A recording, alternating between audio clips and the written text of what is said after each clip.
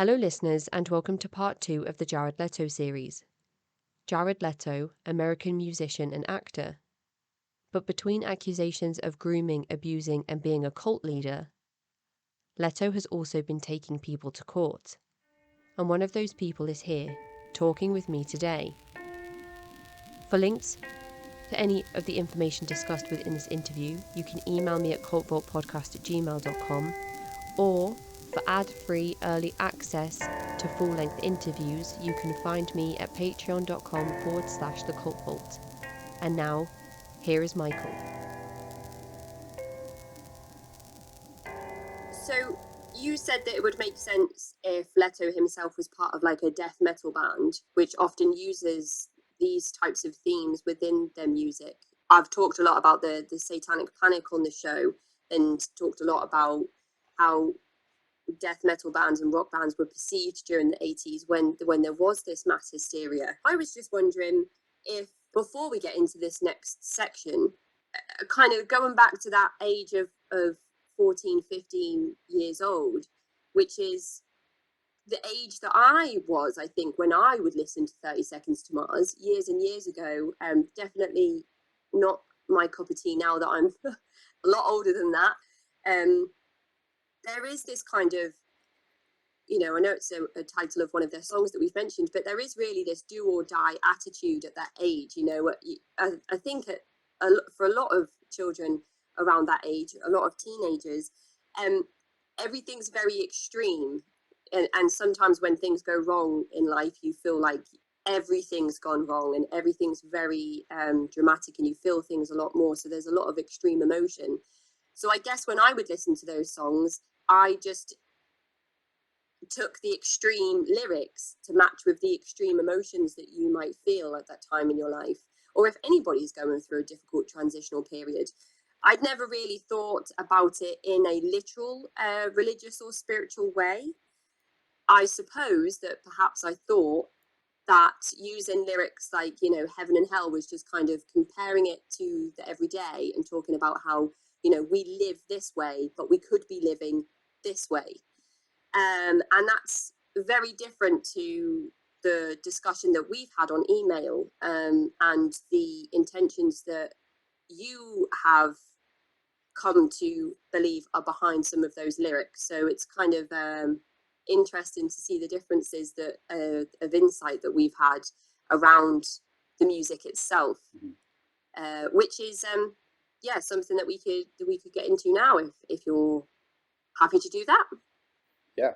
I'll just put this out there that if I didn't hear Jared Leto's music growing up, I don't think I even was aware that he had a band. But if I had heard his music or even some of his lyrics, I would assume that I wouldn't think much of it and I wouldn't go on some deep dive of it. And I think that's likely part of the smokescreen of just, having a rock band. You can kind of get away with things and people just kind of assume that, well, maybe he's just making lyrics just to sell albums or just because it sounds cool, or you can kind of explain it away. But after an experience that I had, I think very differently.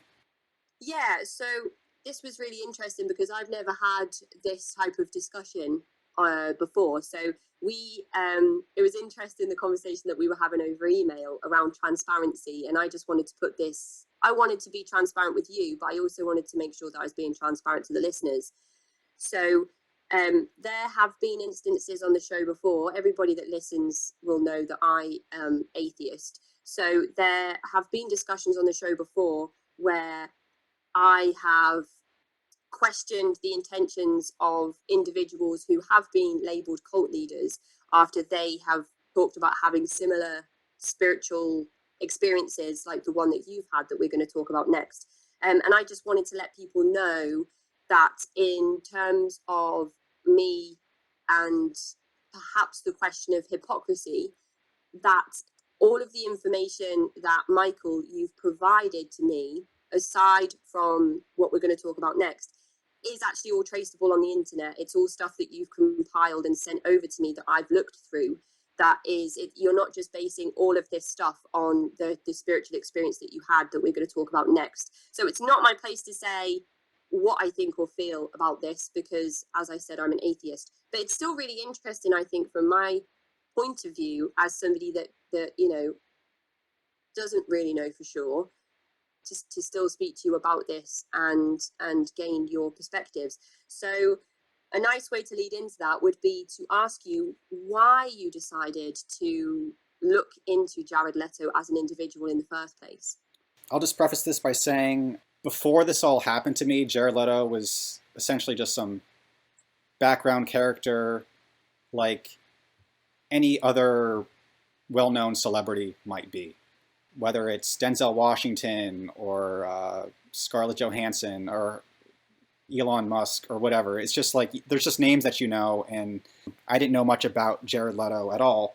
But I had an experience in 2018 where, and again, I'll just preface this by saying I'm not trying to convince anyone of anything by saying this. I'm not trying to pressure anyone. This is just the truth. This is just what I'm saying. And okay. So in 2018, I had this experience where God came to me and told me that I am Michael, the messenger of God of the end time. And he told me that the Christian narrative is true. So that was a big deal to experience that. Later, 6 days later, I believe it was June 9th, God told me that Jared Leto is the Antichrist from the Bible. And I looked up Jared Leto, and things started making some sense. Because in the Bible, it talks about how the Antichrist, this false prophet, is going to be putting marks on his followers' bodies. And these marks essentially represent, similar to how a gang will have gang tattoos to signify who's in the gang and who's not, the Antichrist will popularize a mark on people's bodies to signify who is part of his cult and who's not. So, and this is something that Jared Leto appears to be starting to do. And strangely enough, after researching Jared Leto, of all the symbols that Jared Leto is putting on people's bodies, one of them is the Christian cross that's defaced by what is known as the New World Order symbol, or the Illuminati symbol, or the symbol that's the pyramid that's on the American $1 bill. And on the American $1 bill, there's a Latin underneath of this symbol that says Novus Order Seclorum, and that's Latin for New Order of the Ages.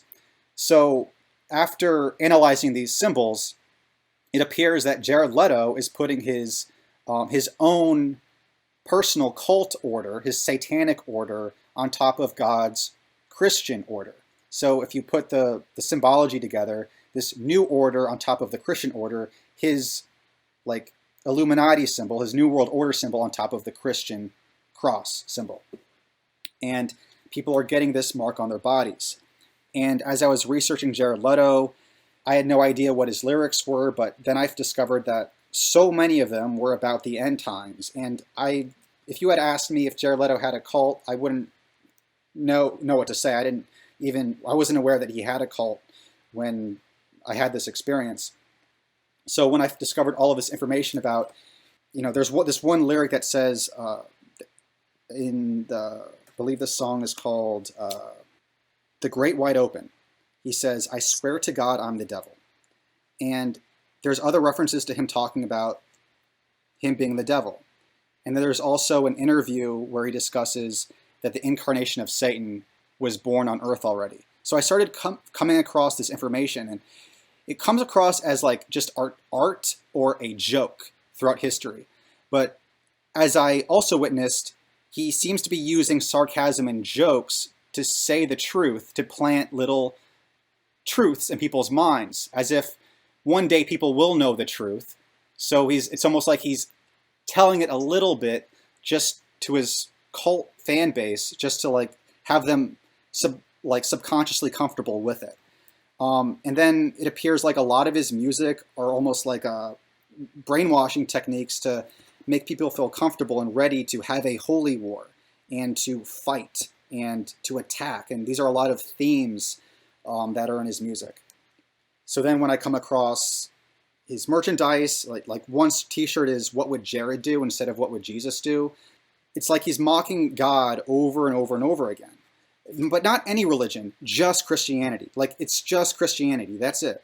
I mean, also the Abrahamic faiths, because there's this one scene in the film Hurricane where he has a priest, a rabbi, and a Muslim priest, which are all holy men of the Abrahamic faiths, throwing their holy scriptures into a fire.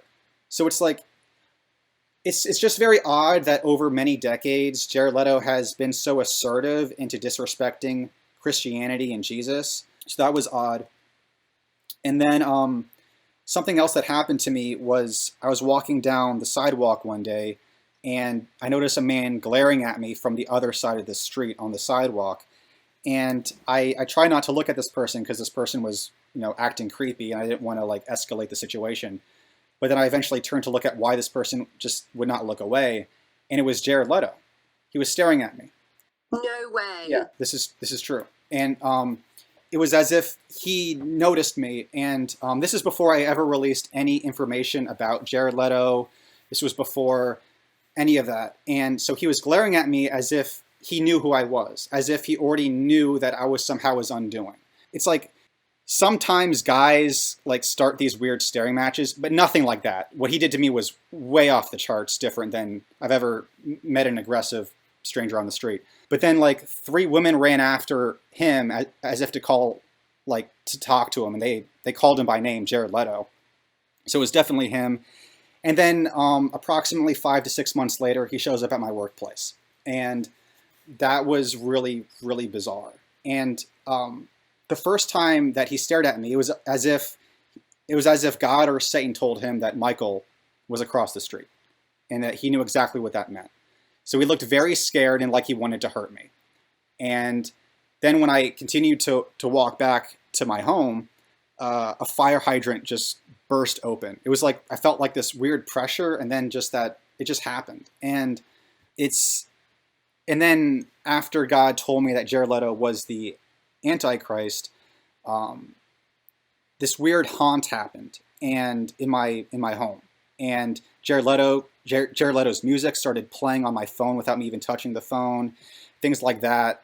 And I'll release an interview that I had with my downstairs neighbor who overheard some of it, and but I'll release that on my YouTube channel eventually. But so just like there were so many confirmations, and then so this weird stuff was happening, and so I went to go see a Christian friend of mine just to confide this to, and I went to him and I went to his home and I said, "Hey man, I just didn't know how to break this to anybody." I was just like, "Hey man, I just had this weird experience with God. I had this weird mystical Christian experience." And before I could even tell him the story, he cuts me off and he says, "Me too."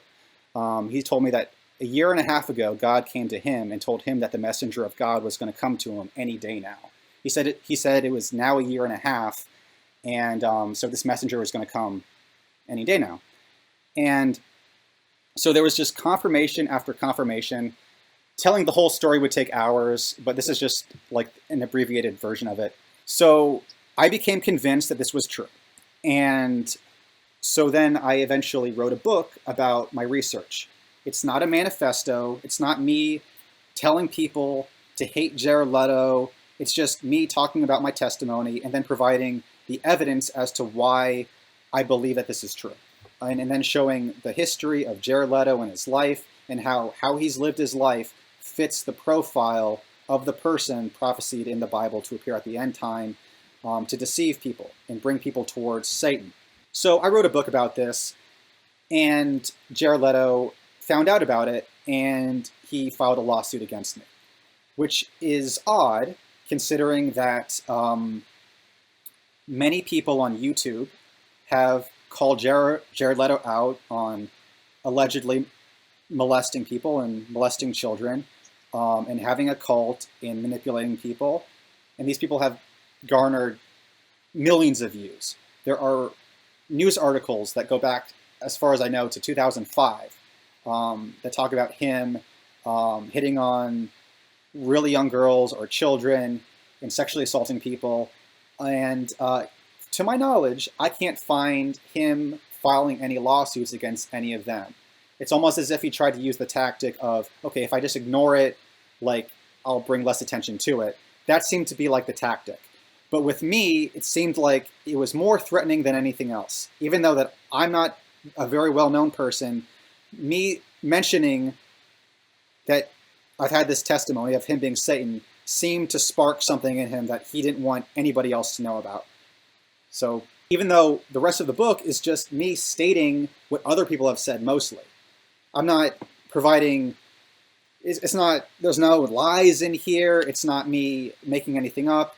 Like, if he's going to file a lawsuit against me, why doesn't he file a lawsuit against any of these people? Why is me calling him Satan more threatening than very famous publications and YouTubers talking about him? Why doesn't he file lawsuits against them? So even though I'm not trying to pressure any of the listeners to believe in what I'm saying right now, I'm saying, from my perspective, this is just another clear indicator that what I'm saying is the truth, and he's trying to squash what I'm saying more than anybody else because he finds me connecting all the dots more threatening than anyone else.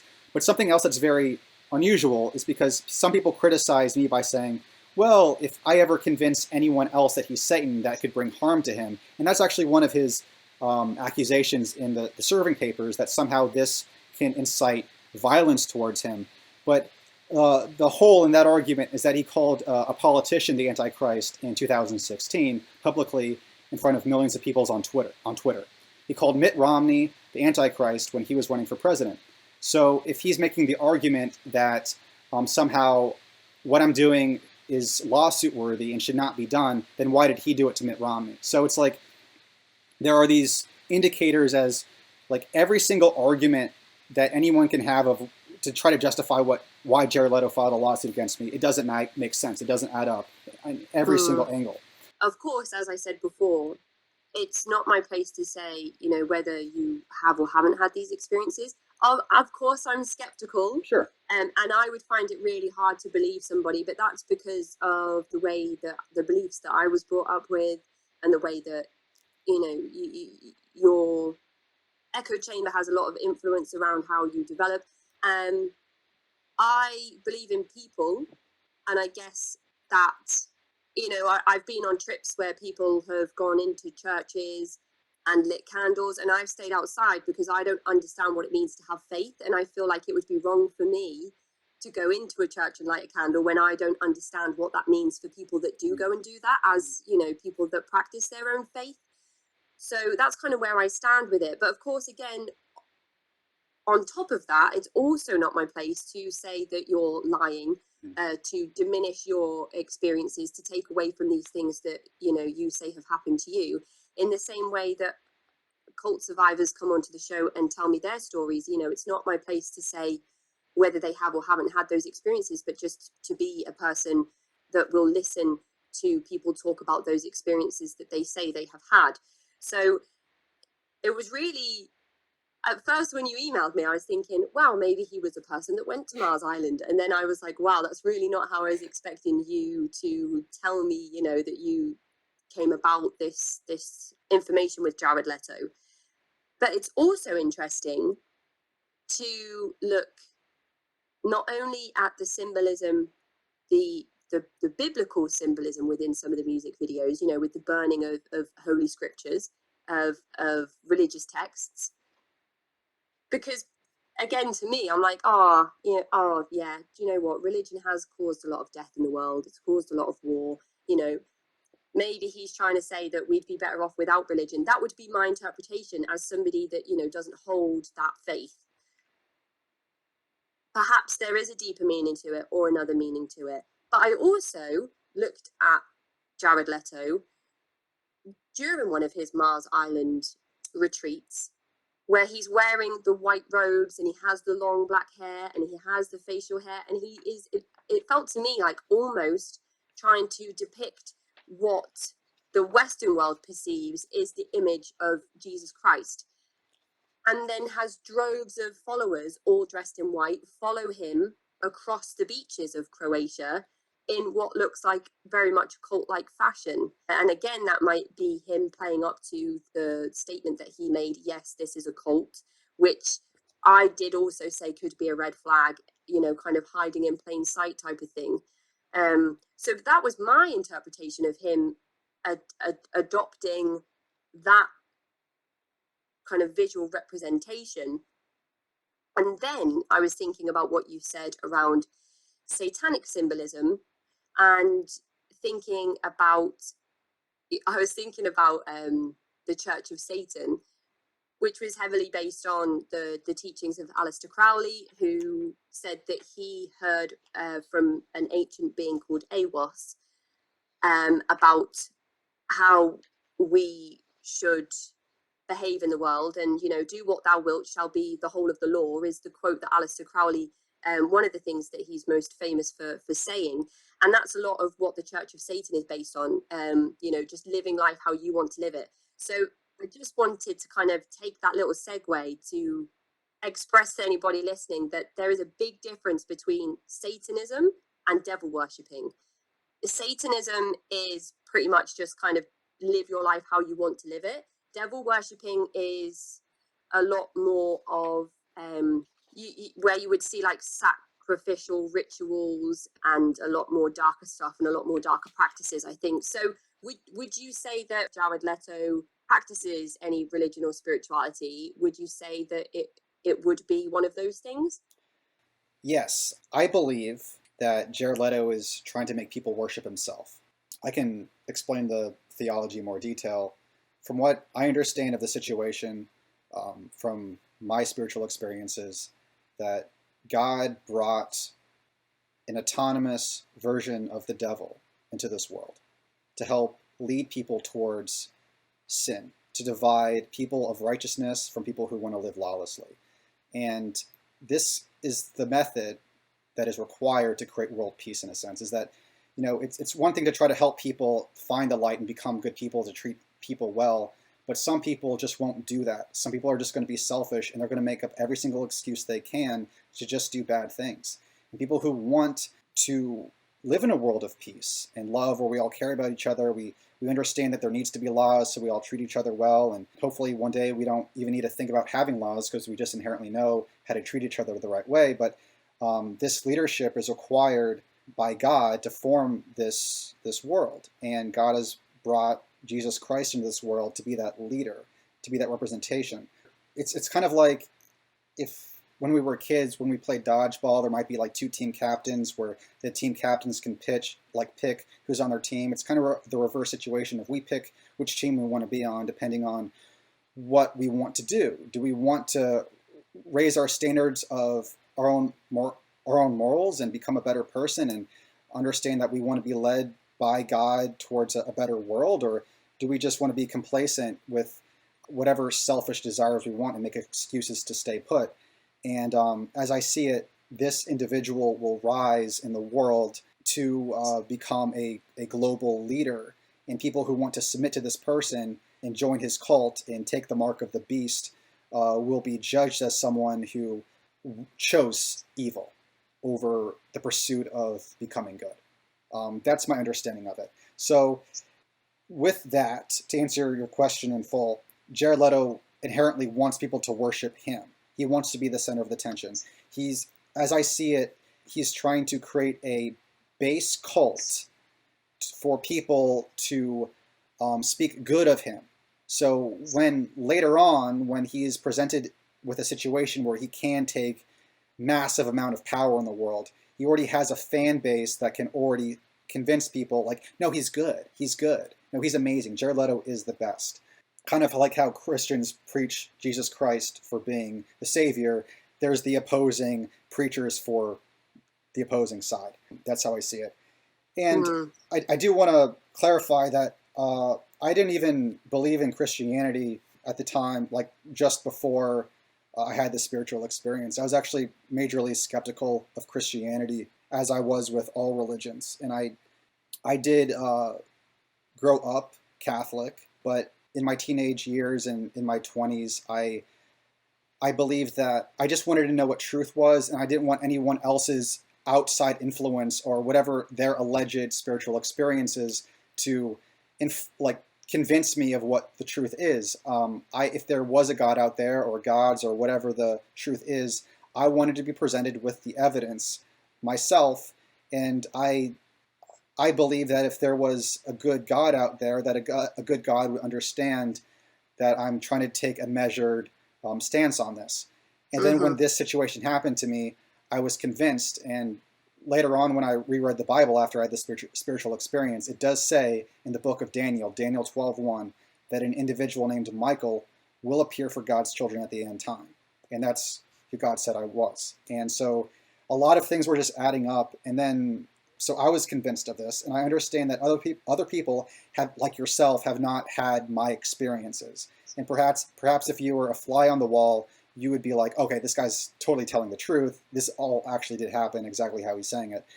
But I have faith that certain experiences in the world will happen, as the Bible predicts. And when those things happen, I believe that the people who actually care about truth and reason and don't make excuses to believe in whatever they want will see what's really happening and will understand that I'm telling the truth. So I don't even feel like I really need to pressure anyone to believe in anything. I think things will work out as they need to. But if, hypothetically, none of this happens and Jared Leto doesn't ever take over the world, and you don't see angels in the sky or something like that, well, all right, well then we can call it a day. This is my perspective of what Jared Leto is trying to do.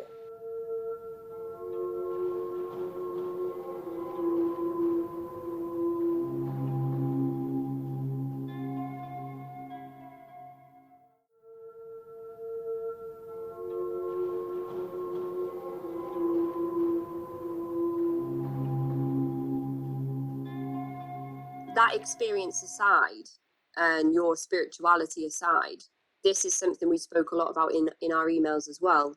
The sources that you sent over, the links, the screenshots, the testimonies, the video clips, all of these things that you've collated throughout your research, this isn't hearsay. This isn't just you saying, this is all of the things that I've been told during my spiritual experiences. This is stuff that other people have said. This is stuff that other people have put on the internet that you've put together. So with or without the context of how you decided to look into this subject and Jared Leto as an individual, whether or not we will ever see whether that's true or not, that in itself, it's one thing to hear you talk about how you became involved with the situation, but it's another thing to look at the sources that you've collected, which have come from other people who have talked about their personal experiences with Jared Leto. So, with or without the religious context or the religious events that may occur, there could well still be gross abuses happening to individuals if the testimonies that people have put up on the internet are true. If there's credence in what people have come forward and said about Jared Leto, if there is the potential for abuse from whether that's financially, sexually, emotionally, of the fans and followers of Jared Leto and 30 Seconds to Mars, it doesn't matter really, the religious stuff aside, if that's already happening, if that makes sense. Absolutely. I think that that's a very important point, and I'm really glad you brought that up, is that, like, regardless of what if my spiritual experiences are true or not, there is so much validity in looking at what Jared Leto is doing, and I don't want anyone who might be turned off by my spiritual experiences to then discredit and throw the baby out with the bathwater and assume that Jared Leto is therefore innocent of anything, and that any of these stories or accusations about Jared Leto should not be taken seriously just because you may not take seriously my spiritual testimony. And that's why we're here talking today, and that's why we talked a lot about transparency and hypocrisy, because if you would have emailed me and said, oh, hi, Casey, I'd love to come on your show. I've had these spiritual experiences where I've been told that Jared Leto's done all of these things, I probably would say, well, there's not really much that can be quantified in your allegations. So perhaps it's not the right conversation for us to be having on the podcast. But you presented your evidence first, which again is all stuff that other people have come forward with. So the kind of the spiritual stuff aside is almost just like another layer of this whole story. And you won your lawsuit as well. Did you have to appear in court with Jared Leto? I appeared in court. Jared Leto did not attend. Right. Okay. It's just so bizarre to me still that this even occurred. Because you can actually Google it and find information as well, but it wasn't even like it appeared in the newspapers or the headlines, that Jared Leto was going to be, trying to sue somebody in court for being labeled a paedophile. Yeah, I'd like to talk about the court case a bit and to get into that. So I was served a document by the police, and this is what I'll paraphrase what Jared Leto is accusing me of in the papers. There's some like legal speak in here, so I'll change some of the words because it's kind of hard to understand some of the legal speak. But to paraphrase it, he's accusing me of writing a book about him and publishing it on the internet. And you can get it for free on the internet. There's a PDF that you can download for free on my website. He claims that my writings falsely accuse him of being anti-religious. That's literally the word that he uses, anti-religious, a cult leader, a child molester, and other forms of vilification. He also accuses me of, in his words, they also describe how the Bible calls for the destruction of such persons. That's the wording. And by persons, he was referring to the Antichrist in the Bible. I don't it's very vague how he writes it there, and I think that may be intentional to somehow project this idea that I am inciting violence towards him, that I am somehow, that there's nowhere in the book that I describe that we should destroy this person or Jared Leto. There's nowhere in that. But he picks the words carefully there. He says his writings subject me to personal physical attacks and endanger my career. And then there's other sections in the document where he says that I should stop engaging in encouragement of violence towards him. And he claims that I have been threatening him. And that's not true. Like, I have not. There's a section in the book that even says that I'm not saying any of this with hate. This is just a research paper, essentially. And this is a research document. I'm providing my research, and that's it. And I'm not trying to hurt his career or incite violence towards him or make anyone harm him. But he got a private investigator to investigate me, and the private investigator wrote this dopey affidavit about me that was filled with a bunch of lies that even referred to me as a terrorist. And the exact wording is a stochastic terrorist, which is basically this, it's not a legal term, it's just kind of like this ambiguous term it basically means that what someone says could hypothetically cause harm or make someone want to harm someone in the future. And that somehow I am hypothetically responsible for that or something like that. Even though that a lot of his lyrics are about killing people and murdering people and like taking over the world and having a revolution. That was literally about to be my next point. Yeah, I mean, you could just flip it around and say that, Michael wants to sue Jared Leto for the same reasons in that case. If that's the whole basis of the argument, it could be flipped. Yeah, and that's why I said before that like practically every angle of how he's argued against me it just doesn't make any sense. It can always be flipped upon him.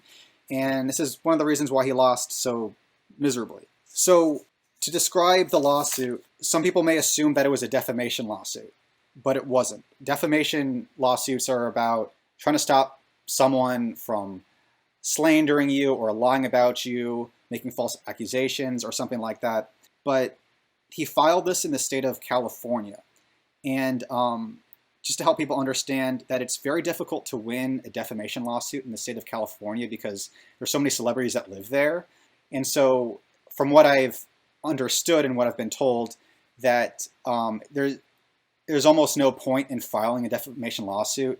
In California, it's very hard because it would backlog the legal system. The courts would just be backlogged with defamation lawsuits whenever anyone writes an article about any celebrity or anything. There'd be no end to it. So there's really high standards in the state of California for defamation. And as I understand it, this is one of the reasons why Johnny Depp filed a lawsuit against Amber Heard for defamation in the state of Virginia, where he could get away with it because that's where the servers were for the Washington Post, where one of the articles that had to do with the lawsuit took place. So the standards were lower in that state. But so Jared Leto, from what I understand, took a different route. And so this case is what's called a CHO, a CHRO. It's a civil harassment restraining order. So I know that a lot of people think that restraining orders are typically involve people who are like sending threats or physically stalking someone or going to someone's home, which none of those things happened. But something else that's in a restraining order is that you can actually try to stop someone from doing something that you claim is harmful. In this case, Jared Leto tried to argue that I was harassing him because I was sending out this information, and that he wanted it to be stopped and censored, essentially, and try to take away my First Amendment right. And then also, if he won the lawsuit, if I were to ever publish or possibly speak out against Jared Leto, then he could file a criminal lawsuit against me. And then I could actually possibly get prison time for even mentioning anything about Jared Leto. Wow, I'd never considered that before. When you hear the words restraining order, you assume physical proximity. I'd never thought about virtual proximity in terms of, what you've just said there, mentioning articles, or even, some people who have talked about where they've experienced virtual stalking, where people keep making different accounts and trying to connect with that person, even if they block their numbers and email addresses and social media accounts, the way that people work around that to continue stalking somebody virtually. I'd never thought of like a virtual restraining order. So that's really interesting to consider that was kind of one of the things that he was trying to put upon you.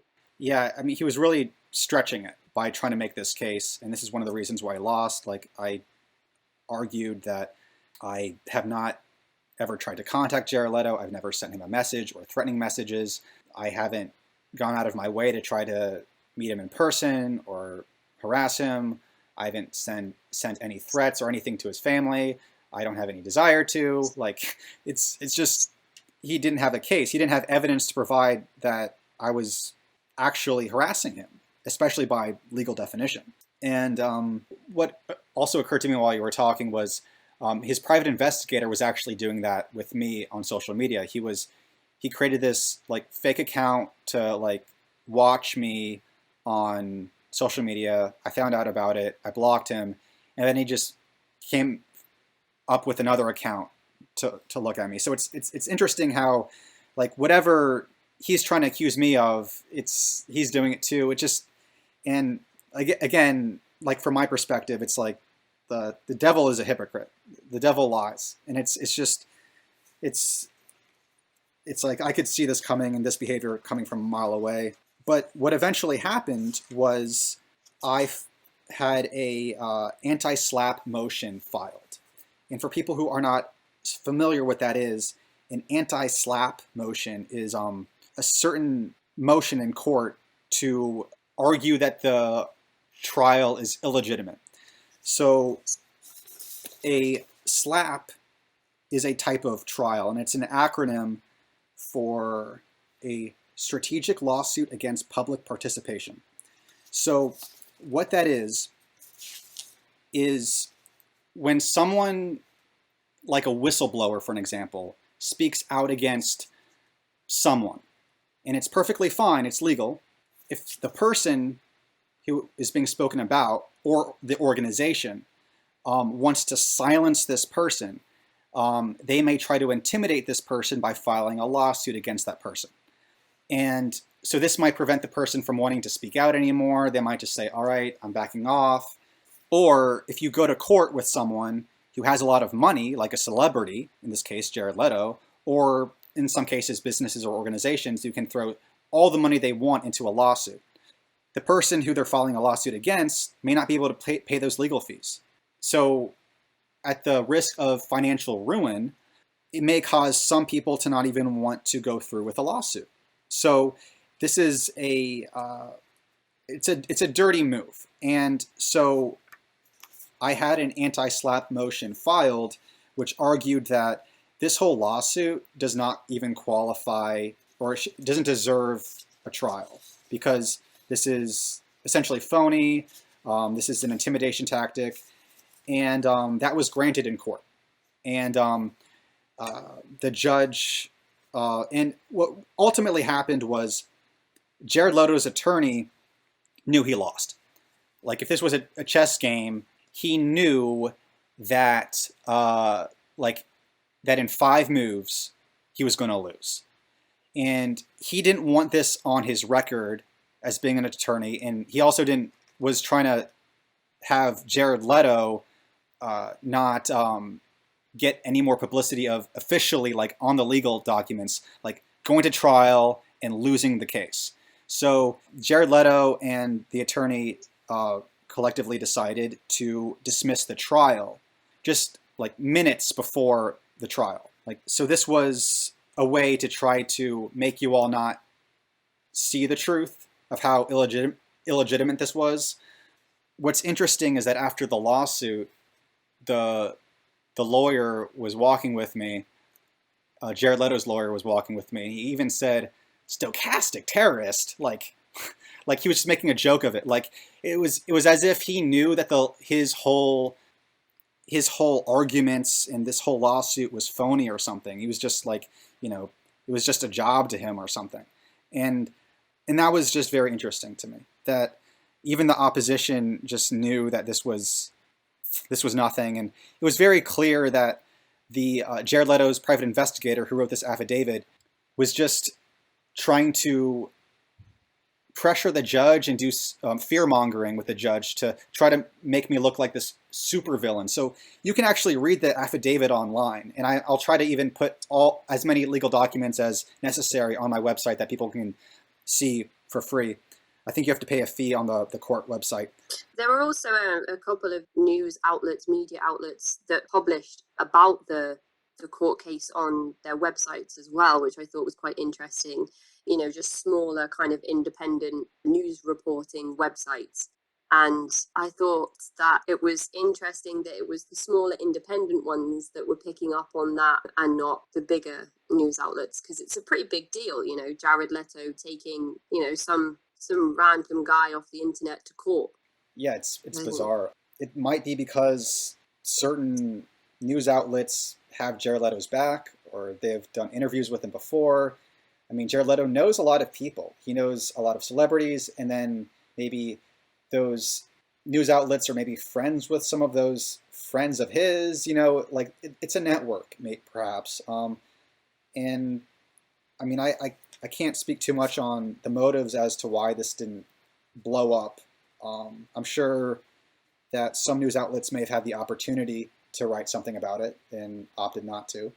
But I also think that a lot of news outlets for decades, major ones, have had the opportunity to talk about Jared Leto and these allegations and haven't. It's usually the small ones that do talk about his sexual assault allegations. So, I haven't seen BBC or NBC or ABC or, Fox News talk about it. But. Interesting. Well, I guess that kind of leads us to the end of our discussion. I know that you've already mentioned that if there are any other people that would like to come forward, or even just to speak to you anonymously for guidance, or somebody that is aware of some of the allegations against Leto, that they can contact you, and that you would be happy to help any individual that wants to speak about that. And also, you've said that you've engaged in conversations with people that follow Jared Leto. I always welcome people of differing opinions to come forward and chat. I always think that they're interesting interactions. So, anybody that wants to come forward and have that type of discussion as well, that is also something that I encourage. So I would like to just ask you, Michael, before we finish today, if there's anything that is key that we've missed, or anything that you would like to add before we finish up. What's on my heart is I want to address Jared Leto's fans, followers, echelon cult, all of them, that I'm not trying to hurt any of you. I'm not trying to disrespect any of you. I'm not trying to mock any of you. It may not look like it to you. You may not believe it, but I actually do care about all of you, and I really do want you all to be safe. And I am saying all of this sincerely. And I know that a lot of you may feel offended by what I'm saying, because I know that you all may very much admire Jared Leto and see him as a leader, and maybe you think that he can do no wrong. But I just want you all to know that I care about all of you, and I just want you all to consider what I'm saying and think about it, and think about how perhaps Jared Leto may not be the person that you dream him to be. And yeah, I'll just leave it at that. I think that's a nice message. We were talking in our emails about compassion. I think compassion is really important when we're talking in these spaces, and just understanding that everybody is on their own path, everybody has had their own experiences, people have their own thoughts and belief systems. And when we come to question the actuality of people's own thoughts and own belief systems, and whether those things are being coerced or manipulated by other people, that's when it's important to have those discussions on critical thinking, free thinking, but also not to label people with the stereotypes that exist around the type of person that might join a cult, which of course we know by this point, 200 episodes plus into the podcast, that there is no type of person that joins a cult. Anybody is susceptible. And so it's important to remember that we have to be compassionate, and we have to be here ready for when people have those moments where they snap, they wake up, where they realize that maybe they are in a situation or an environment that isn't particularly healthy. They need to know that there are people here that are willing to listen in a way that's non-judgmental. So that's the kind of space that we're creating here. So I really appreciate what you said there about being compassionate towards the individuals that follow Jared Leto. Now that I'm reading through the email, I talked about, in addition to him calling his cult a family, he calls about world unification. And that was one of the alarm bells that went off for me. Yeah, it sounds very similar to some of the rhetoric that the Unification Church might use. They have a lot of different names for various different organizations, front companies, shell companies, kind of called World United Foods and the Unification of Love. Yeah. The more I dug through this after I had that experience, when I saw things like that, I'm like, well, that's what the person in the Bible would claim, that they're somehow the person that can do that. Well, I mean, Jesus Christ has one of the biggest followings in the world. So if you were to paint yourself in anyone's image, if you were to try and gain your own following, what better iconic person to depict yourself as than the person that has the most followers in the world? That's how I see it. And then I also see it as Jesus Christ is ultimately his competition, his ultimate competition too. So he's also, it's a fusion of him mocking Jesus, but also wanting to be him at the same time, to usurp that power. It looks almost ethereal, when you see those pictures in Croatia with the people following him across the beaches. But I wondered if you could just end our discussion today on that quote that you sent over in your initial email to me. This is a message that I gave to Casey, and I wrote in an email when I was describing my perspective on Jared Leto and his cult. I wrote, "The cult is deceitfully marketed. The cult is a cult branding itself as a music band. The cult leader wants you to think his band is a band branding itself as a cult for marketing reasons. But it is a cult branding itself as a band." I thought that was very interesting when you put that into an email. And a lot of the stuff that you sent over, it's important, as I said at the very start, to have these discussions where there are so many allegations of wrongdoing, of abuse. It's important that people kind of speculate and have these discussions. And we've done that today. And I appreciate you coming forward for talking us through, the court case, which must have been terrifying, for talking us through your personal spiritual experiences, even though you were met with skepticism from me.